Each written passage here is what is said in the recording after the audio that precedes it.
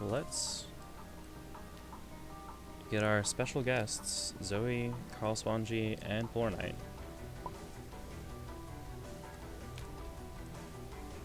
I guess I'll just duck out a voice. Yeah, there we go. So, this is at the request of Matthew Rooks, who asked in a comment on the Imaging video. So, here we go. Zoey. Whew, boy. Where do I begin? Alright, so Zoey is notorious for those who played in the days of Season 1. She is extremely powerful, although not in literal power, right? I'm just gonna put that over there. That's where her power budget is, and then we're gonna talk about some of these other cards. I guess I should make a reference properly, shouldn't I? Zoey has an absurdly strong character ability. She also has some things that we should just straight up never ever print.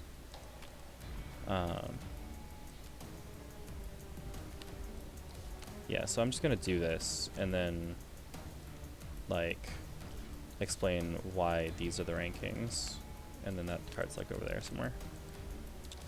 Alright, so after, let me centralize that a little bit. If your attack hit, you may add the top card of your discard to your gauge and return your attack to your hands. So, as long as you hit, you get your attack back. If you've played Season 3, you've seen Hadouken, probably, which can recur itself through a similar loop. Although it doesn't go to hand, it goes to the top of your deck, so that you can wild swing it. But it's not an additional resource in hand. So Zoey, if she uses this on normals, has a slight vulnerability to reading, but usually she doesn't care, because she recurs cards that are always safe. Like, she'll recur Focus if she's in close range, or Sweep if she's in close range. Or if it's your turn and she lands a Sweep, then she can recur it and then just play the boost on her turn.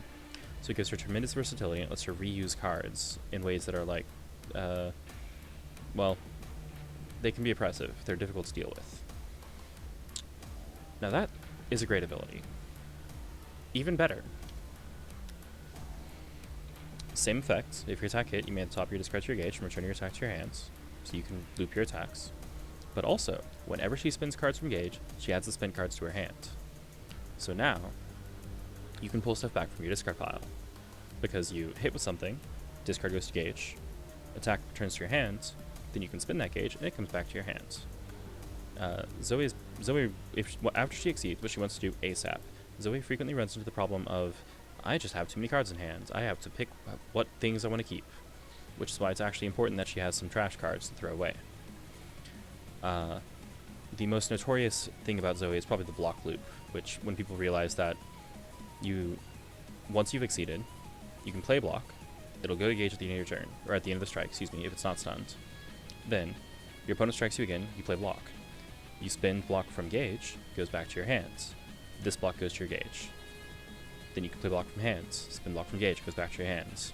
Current block goes to gauge. You can just loop block forever.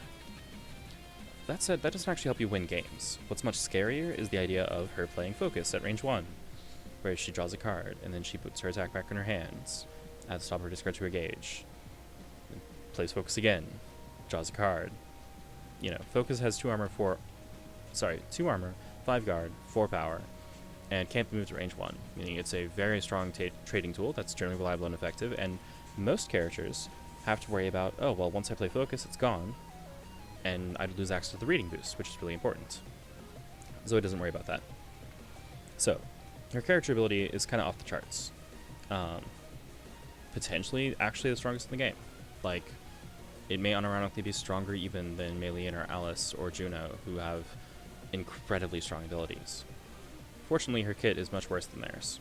So, let's go down the line and talk about what is definitely not the weakest card in her kit, Tsunami Slicer. Per blue, yeah, Zoey is abusive. That's a good way to put it.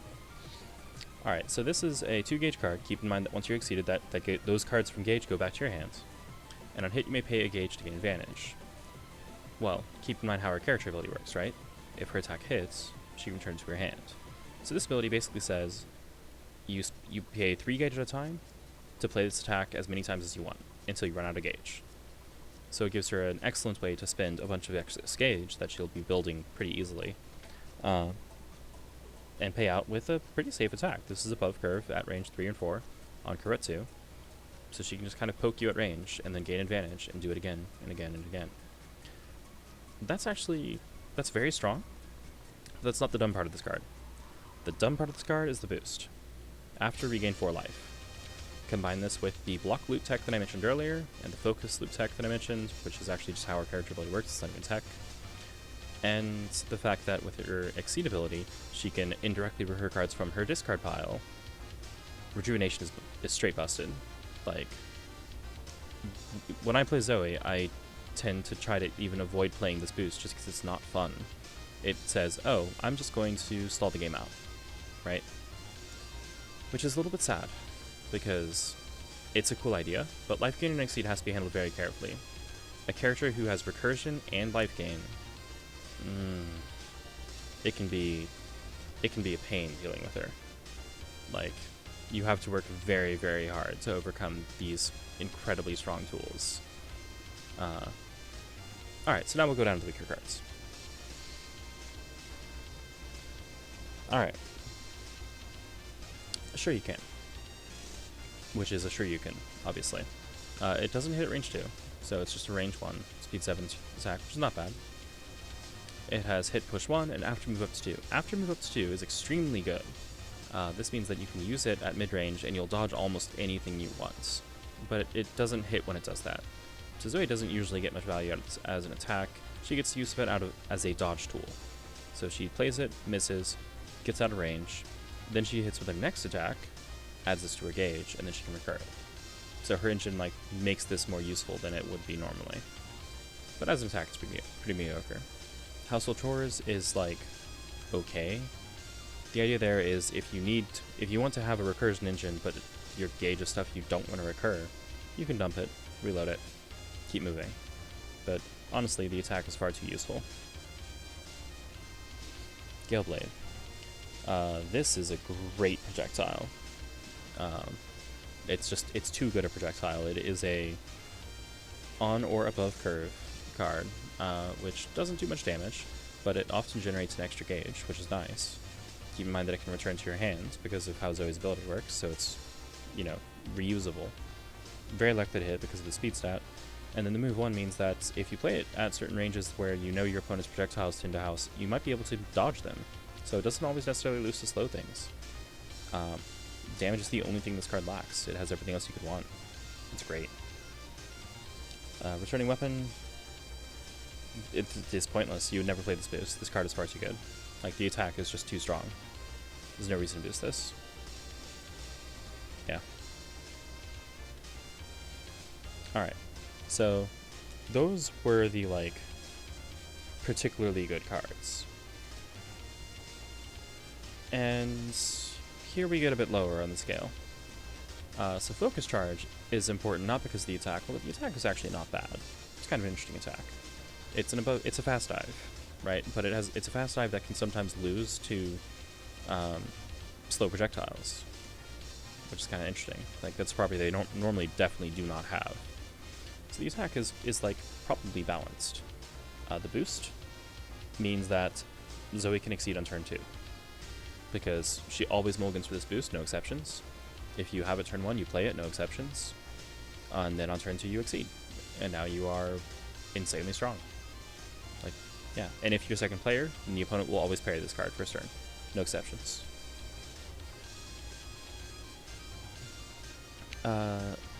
Well, okay. No exceptions, except if they have an attack they can use to gain advantage on the first turn. Because then they can parry it after they gain advantage. Alright. Neocosmic Flare. This attack is really flashy. It's also just not really a thing.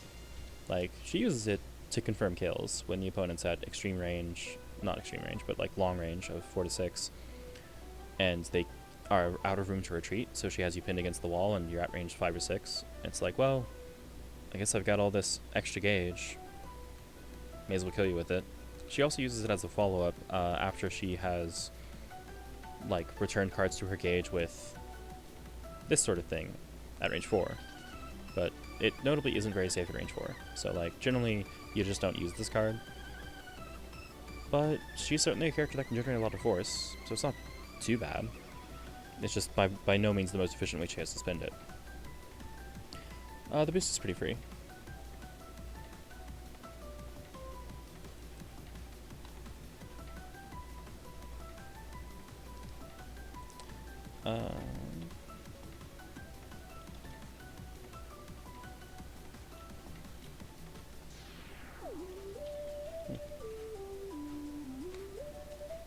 Sorry.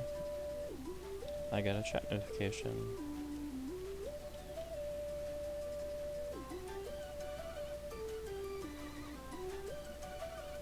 Yeah, that's the notification I got. Please refrain from, that's not even very strong language, but just try to keep things family friendly.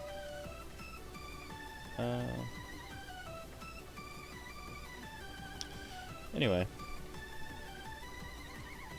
I'll poke at that later. Alright, where were we? Upload A, draw 3 cards out into your gauge. Very good. Like, this is better than changing cards with it, and it gets you a free gauge. Well, not really. It's changing cards plus you get a gauge out of one of the cards you drew. So like, hey, if you didn't have possession, then you can start getting gauge. So one of those things that just builds you up to your in game, and it's very free. A little low tempo, but you know, not bad. All right, and then we get to these last 2 cards. So MAORI Defender is still good. It's on curve, and it has after retreat too, so it's basically cross, right? Like, you get out of the range of whatever your opponent's playing once you play at range 2. And the hit effect is exceptional. Because if this hits, you can play a boost that doesn't cause a strike. You can play something like this to regain 4 life, and then it sustains. The sustain keyword had not been invented yet, but that's what it means when it says do not discard after the strike. That means sustain it. That's what that does. So you can hit, gain 4 life as an after effect, and then this stays in play for the next strike, so you can get another 4 life, which is disgusting. You can also use it to play something like run or backstep to just be where you need to be, which is amazing. So this is still great. Honestly, let's put it up there. I forgot how good this was. Boost, basically irrelevant. Zoey never struggles for hand size. And this thing, because sometimes you need a bad card. Like, it's a mid-speed that does 3 damage and gains advantage in return. So that's nice. It only really works at range 3. At ranges 1 and 2, it still loses to... Like, at range 1, it loses to focus, sweep, and spike. At range 2, it loses to sweep and spike. At range 3, it beats all of those things, so that's its job. But 3 damage, meh. Advantage is nice, but, like, it's just not good. There's so many better things you could be doing. And then focused is just fierce, but you also change cards 1. Extremely mediocre. The only benefit to this boost is that it gives you an easy way to spend 1 force from your gauge so you can return that to your hands. You get a nice bump in, you know, whatever cards you need without having to do a change cards 1 or a move action. Like, it is sometimes better than just changing cards 1s out of your gauge. But, you know, compared to the rest of this kit, extremely unremarkable. Well, that's Zoey. She's a beast. It's kind of amazing that she never performs at the same level as someone like Alice or Mei Lian. She's clearly weaker than Alice. I'm not so sure she's weaker than Mei Lian, though. Like, in experienced hands, this character is absurdly strong. That's Alice. Did I say Alice? That's Zoey. I'm tired.